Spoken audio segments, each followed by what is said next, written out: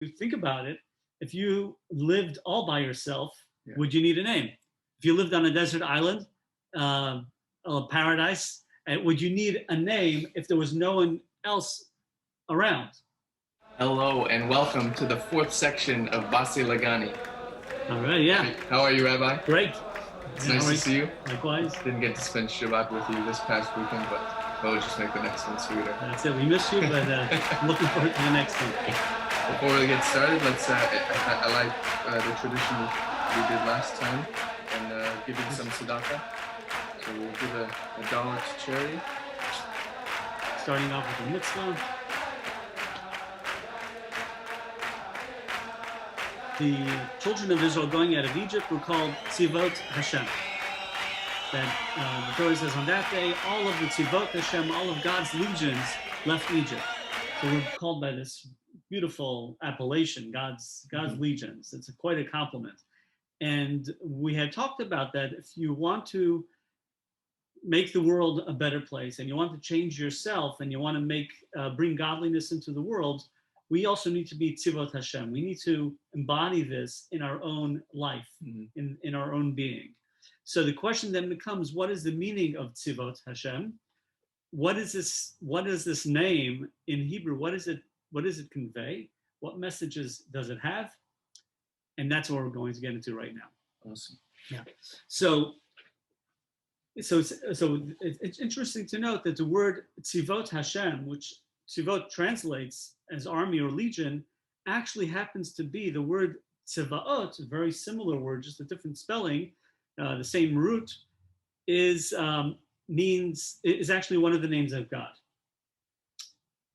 There are many names of Hashem that are used in Torah, they're used in Tanakh, and there's a special, there's many ways to refer to God, like all kinds of titles, but there are 7 specific names brought in Jewish law that are considered the names that are sanctified to the extent that if you write them, you should not erase them. If you have something that has God's name on it, you're supposed to treat it with a sacredness. Is it also one that we don't pronounce unless it's like in prayer? Yes, so you won't pronounce it. Usually you won't. But actually, this name is a little different. And we do say the name if we in study, like we're going to be doing.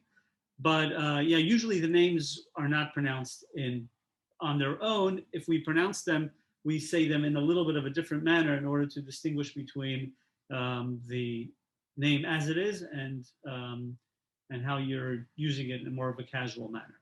So Tzvaot is one of the names of God.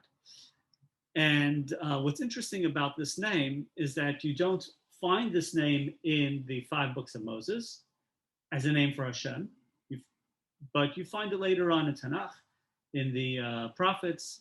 You find this name used, notably Chana when she was, praying for her to be blessed with a son. Saul, right? Not Saul, but Shmuel. So she uses this name of Hashem, Tzvaot, and we find it used a lot in the later prophets. So the question that we have is, if Tzivot Hashem is connected to this name of God, we need to understand, what does it mean as an introduction? What does it mean that there are different names for God? And which brings us then to the question, what is the whole meaning of the name altogether? You want to know what Tzivot Hashem means. You need to understand what the name Tzvaot means, which means you need to understand the idea of names of God, various names. You think that God should have only one name, or one way to refer to God, which leads us to want to understand what is the idea of a name. Yeah.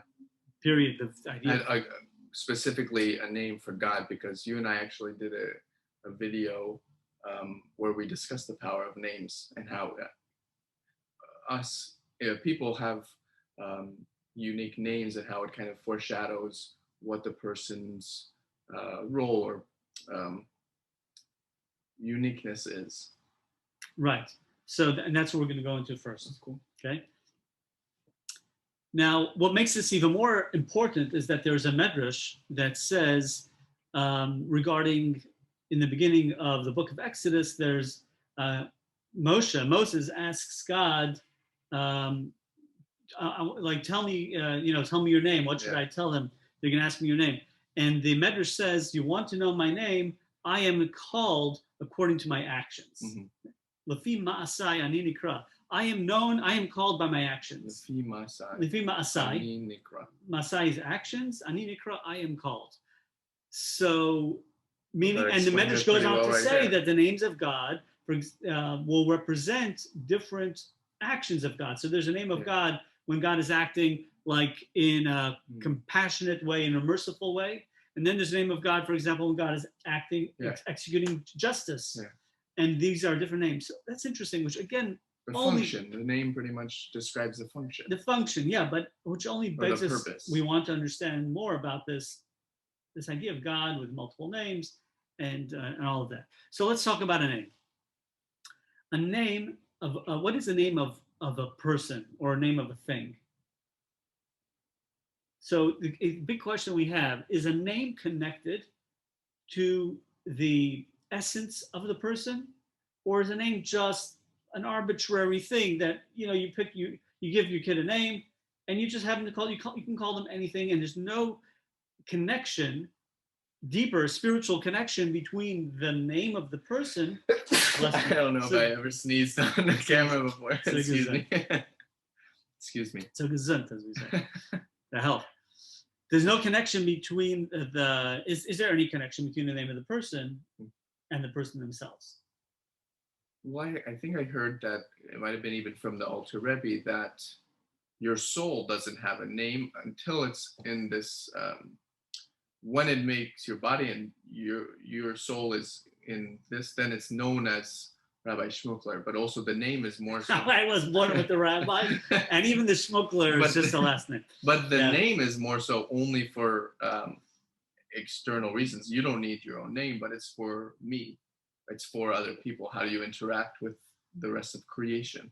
Correct. So it seems like on the one hand, a name is something that doesn't have to do with you personally, because if you think about it, if you lived all by yourself, would you need a name? If you lived on a desert island, a paradise, would you need a name if there was no one else around? Apparently, there wouldn't be a need for a name. So that makes you wonder if a name is really essential to the person or not. It doesn't seem like it from that perspective. When do you need a name?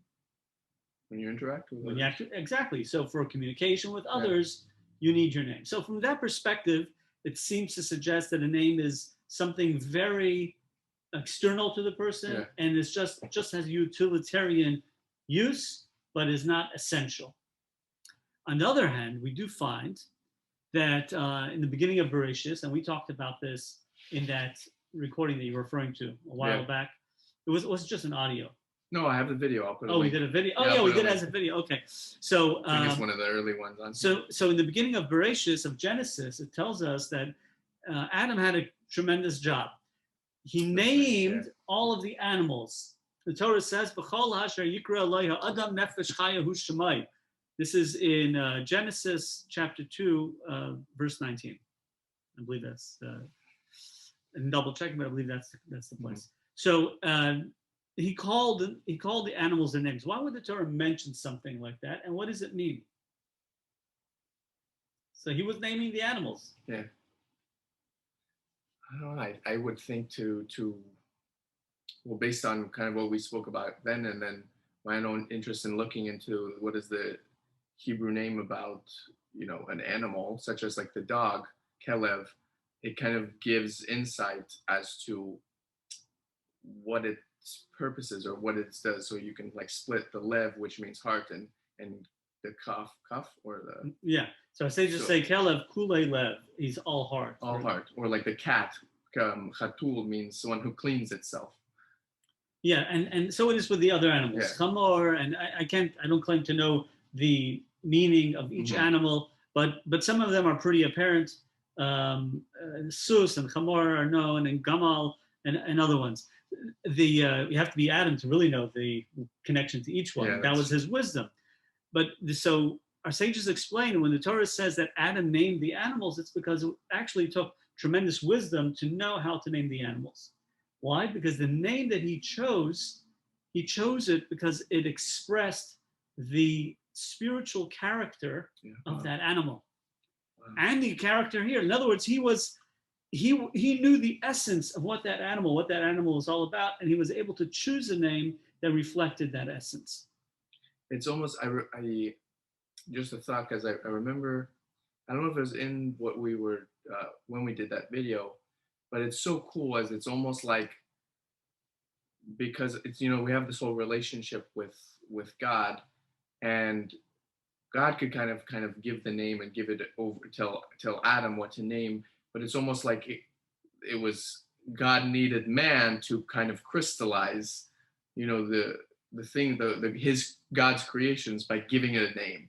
So it's now when we are interacting in the world, the name also gives us, not only when we're interacting with others, other humans, but it's now like when I mention a dog, you know what I'm talking about, because we have a recognized term for that animal with the 4 legs that barks, whatever. Right, but the difference, of course, is that the names that Adam gave were the Hebrew names. Yeah. And this idea that we're talking about is especially, well, maybe true to a certain extent in other languages, but it's said specifically about the Hebrew names, and connected to what we talked about a few episodes ago, that the idea that the Lashon HaKodesh, the Hebrew language, the holy tongue, is the language of creation, and as the language of creation, every word and every letter is meaningful. Even the letters are meaningful. In fact, it is pointed out in Chassidus that the Hebrew word for a letter, the name for a letter, is ot. The name for a letter? Yeah, in other words, the word letter in Hebrew is ot or os. And it's connected to, for example, connected to like an expression that's brought in Isaiah, asa boker, that the morning has come, has arrived. Asa, it has brought, it has ushered in. Meaning to say that os, or similar to the word asa, it draws in the life force into that item. So, and each letter draws in a life force, and together, the letters together, they make a name, or make a word, and that word is filled with an energy, a spiritual life force from above. What we call in Chassidus the chayos, the life-giving life force, the spiritual life force of that, the divine energy of that item. I just got a cool image in my head of like a dog or some animal being created, and then those words kind of just as air kind of going into its mouth or its nose and then giving it the life. That's it. And so it's the whole entirety of the thing with the body and the soul. All right. So now based on that, it just changes that if we're analyzing what a name's all about, first we thought in our discussion, so to speak, that a name doesn't seem to be that important because you don't need it unless you have other people around to call you by the name.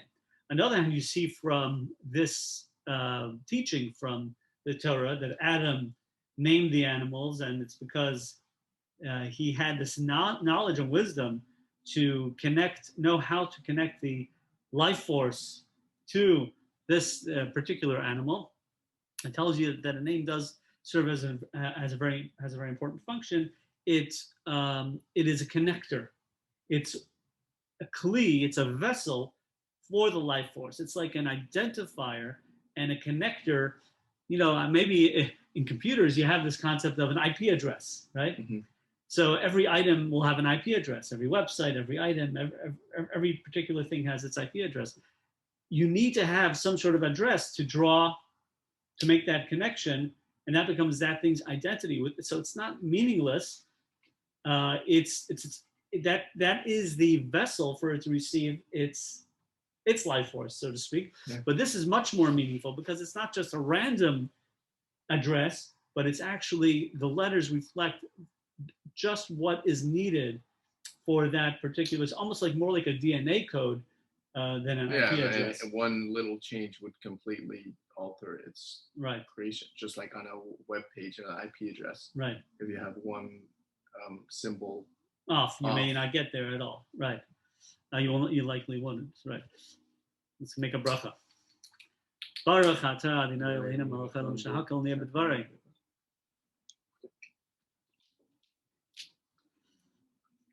Right. So we get another perspective for a name. Now that's about animals. We're not even talking yet about people.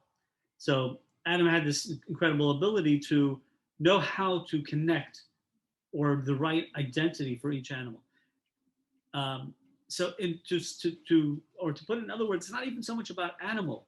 It's about items that are, in other words, every creation has its name, and that name is its vessel. Even the word stone that says in Tanya is even. Those letters are the vessel to receive the energy, the life force for the existence of the stone. And that's more like a concept of sort of a spiritual DNA. Yeah. Now, when it comes to people, it gets a little different, right? Because we're not talking about, our name is not our, our name is unique for each individual. It's not just the idea that we exist, period, but it's the fact that there's Solomon, there's Yitzchok, or Shlomo Ezra, Yitzchok Yaakov, and so on. Everybody has their own uniqueness, and we have our own name.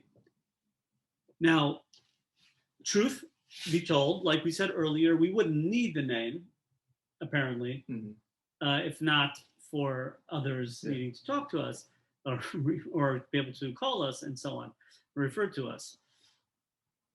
And indeed, what Chassidus teaches us is that the neshama, the soul above, at a certain level, does not have a name, and that's what you kind of referred to earlier. Yeah. It's nameless above. Yeah. You get to a certain level. Now we know that there are many. Would that be the yechida? Well, or even. Well, I'll explain in a second. You go. There are many levels in this supernal worlds, as it's known in Kabbalah.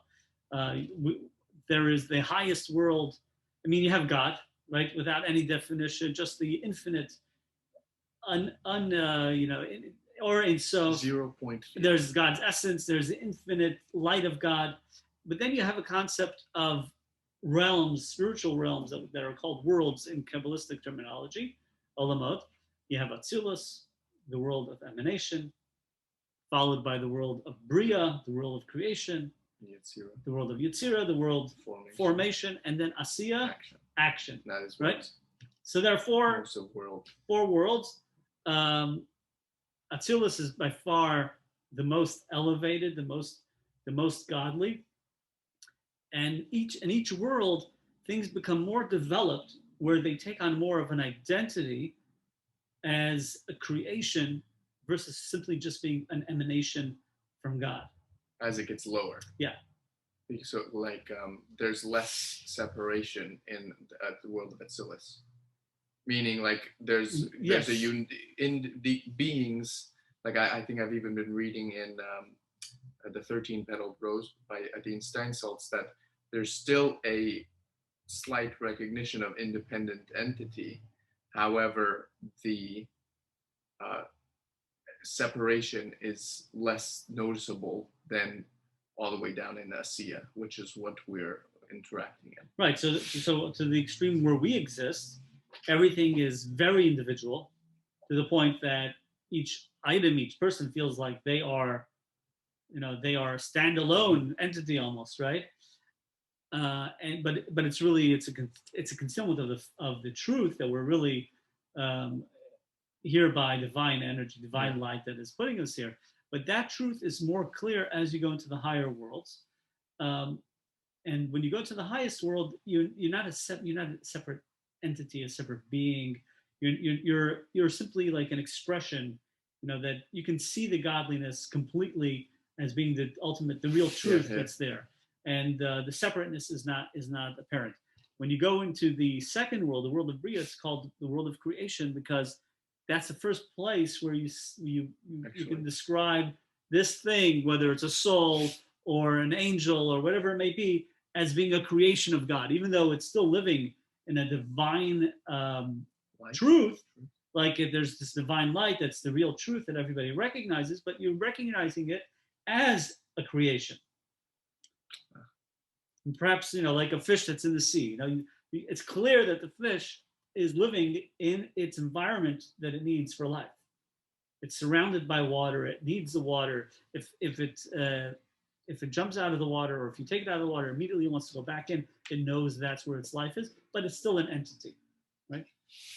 Anyway, so today we're not going to go so much into that concept.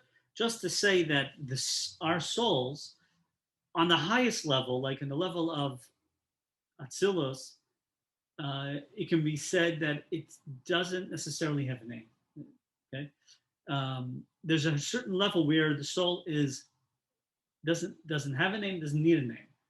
It doesn't have that separateness. It doesn't have that creation kind of aspect to it.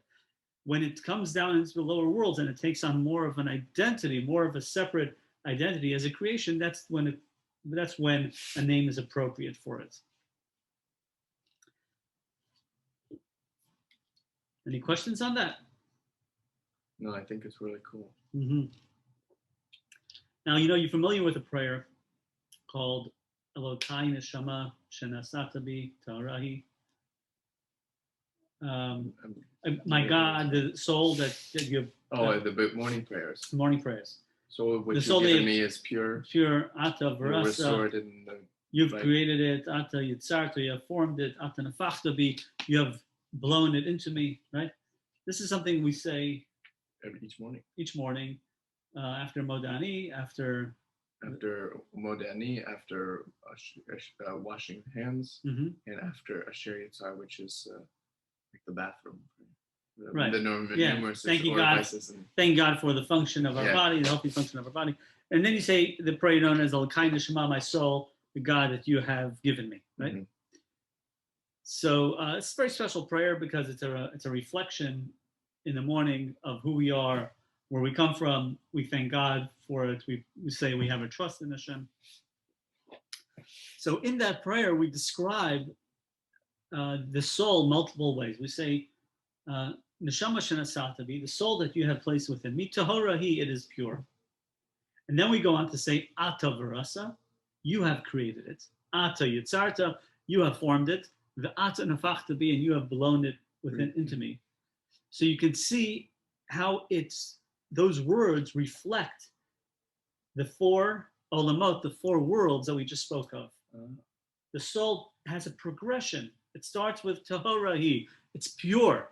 At its home base, where it comes from, there's a level up there like associated. It's mentioned in Tanya how the level of our that level, the highest level, the Yechida, mm-hmm. is, no matter what you do on this world, that level of the soul is always complete union with Hashem, like in its purest. That's exactly. What we say. Exactly.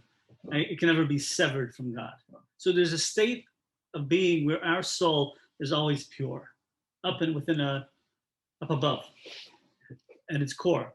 But then the soul comes down and goes through these stages where it's created and made into an entity until it's blown into us, like the verse in Genesis, and that where it's fused kind of with our body. It's attached to our body. And we say how that soul is holy and pure, and it's a gift from God, and it's on loan from God, and so on.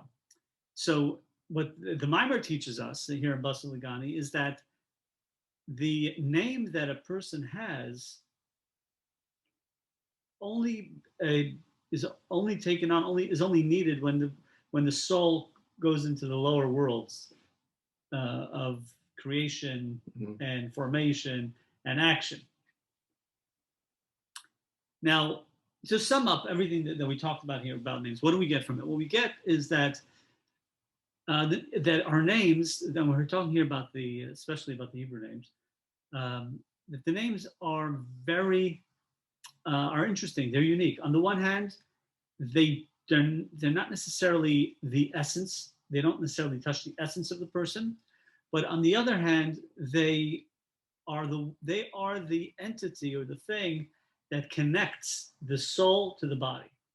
When the soul comes down into the body, it needs to have a name. that's where the name takes on importance. For the reasons we spoke about earlier, or because then it's unique. Then it has a unique mission. It's got a unique purpose in the world. It's taken on an identity that it lives with, and that's where the name comes into play. So the soul can be said in a few words like it connects. It's makasher. The Hebrew word connects the neshama with the guf, the neshama with the body, the soul with the body. Interesting, by the way, that something that supports this idea, that reflects this idea, is when it comes to reincarnation, Gilgulim, that's what it's called in Hebrew.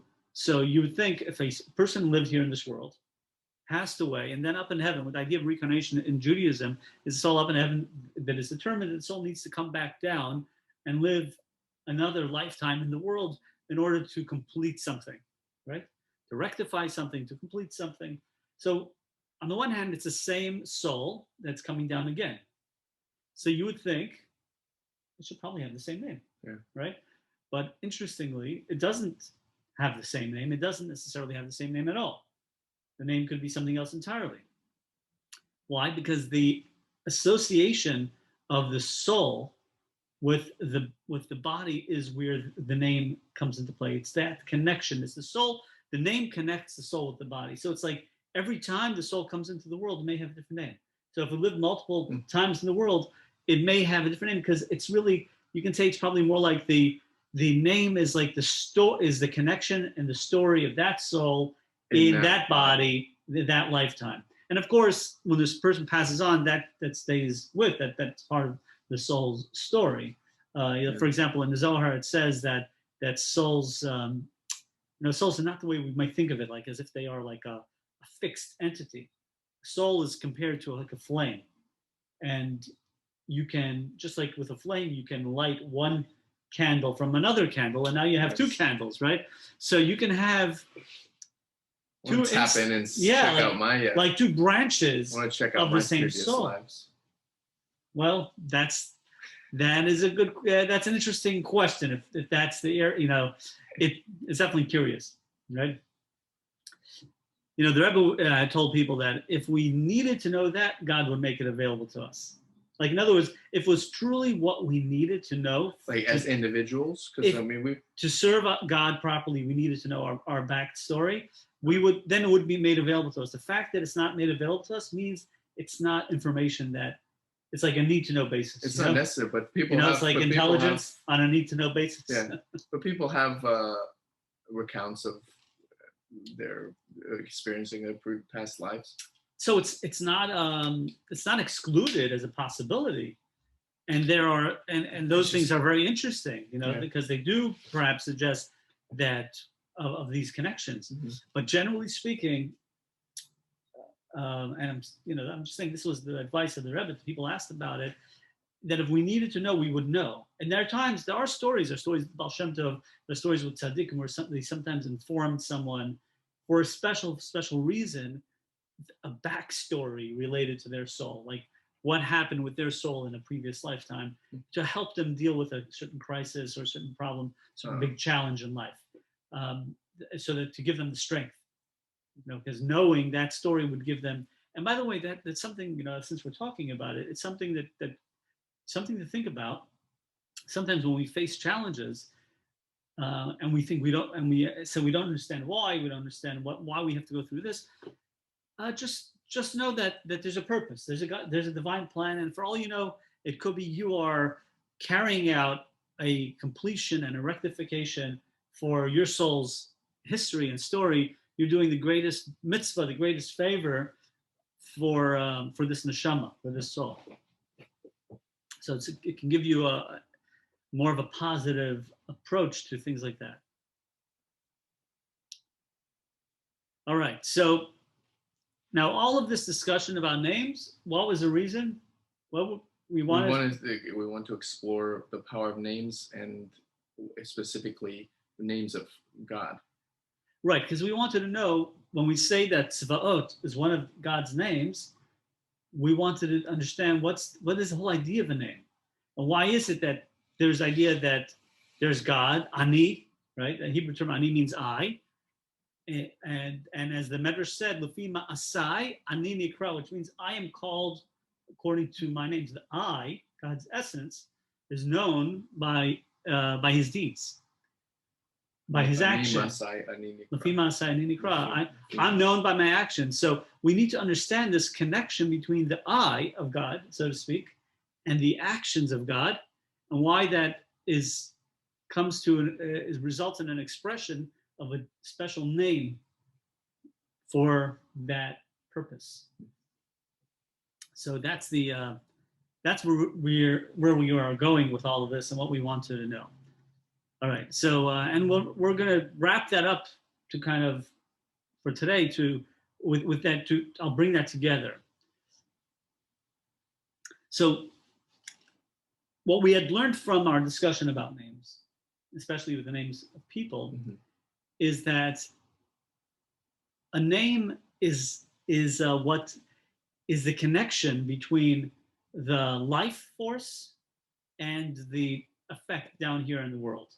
So in our case, it's the soul and the body, and the name acts as the connector and the vessel for the soul's life force into the body. And we can apply the same concept, although in a way the parable, because whenever you're applying something to God, from our experience, it's only a parable, that God too, there's God's essence, right? And then there is God acting within the world. And when God acts within the world, there's a name that God uses for that, just like we have a name for our life, for our neshama, our life force acting within our body. So then would these, sounds like we would also be moving towards how these 7 names are aligned with the different attributes. That's right. The motive attributes. That's right. You're right. Spot on. Spot on. So that's the next part of the mimer is going to talk about that the names that we know of God, we're not going to focus on all of them in this mimer. We focus only on the name Tzvaot, that how it's associated with a particular attribute of God. And that will bring us closer to lessons that we can learn from that, because we want to apply those attributes to what it means to be Tzivot Hashem, God's legion.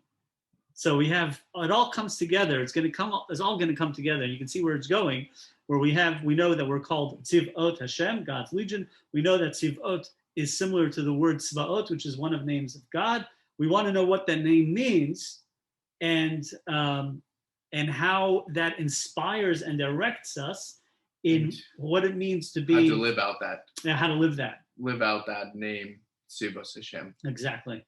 That's so cool. I just love when we get to this point, like we did on previous videos, seeing the bigger picture. Yeah. We went from, what is the structure of the Beit HaMikdash to the performance and service in the temple. Right. To then Tzivot Hashem. What does it mean?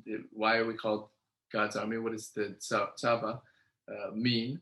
And now we're explaining that, like now as an individual, a legion of God's army. Right. And now explaining what that name, and it's just cool. We're going from the temple to the service inside the temple to now like the individual, the person. Individual, applying it to the individual. So we need a takeaway, right? Because even though we're in the middle of the subject, we still need a takeaway from what we learned today that can inspire us in our day, today, tomorrow, from what we learned about today, about the power of names. About the power of names.